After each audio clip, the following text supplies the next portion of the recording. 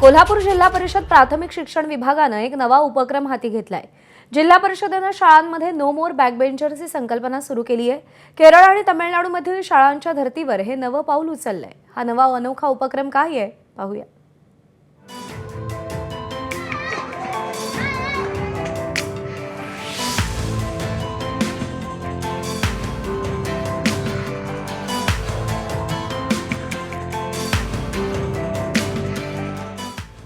कोल्हापूरच्या एका जिल्हा परिषद शाळेमधलं हे दृश्य आहे।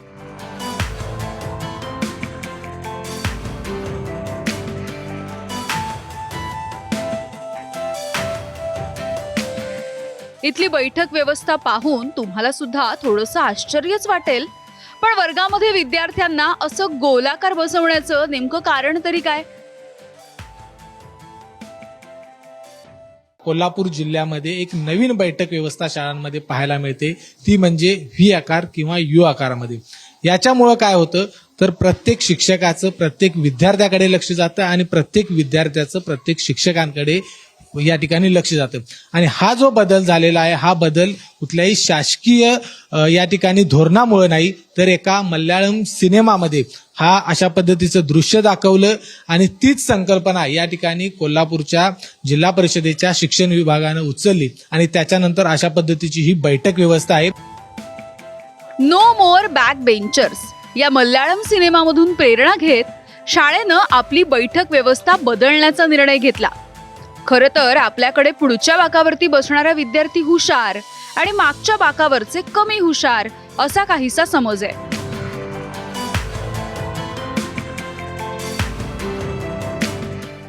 पण कोल्हापूरच्या या शाळेनं एक नवा आदर्श घालून दिलाय।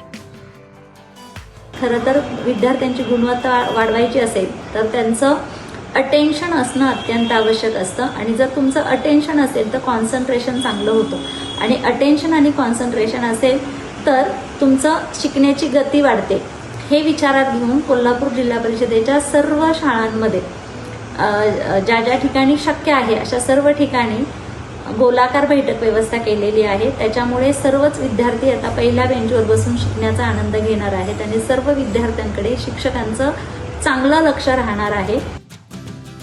या शाळेनं मिशन ज्ञानकवच असं या उपक्रमाला नावही दिलंय।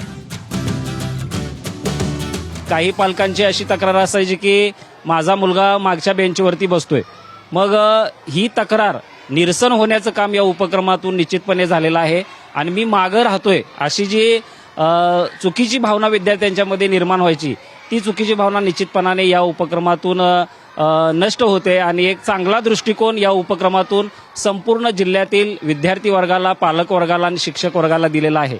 अतिशय सुंदर असा हा उपक्रम आहे। राज्यामध्ये पहिल्यांदाच कोल्हापूर जिल्हा परिषदेच्या शाळेत असा अनोखा प्रयोग राबवण्यात येतोय आणि त्यामुळे आता पहिल्या बाकावरती बसण्यावरून विद्यार्थ्यांमध्ये वाद व्हायचा, मात्र आता सगळेच पहिल्या बाकावर।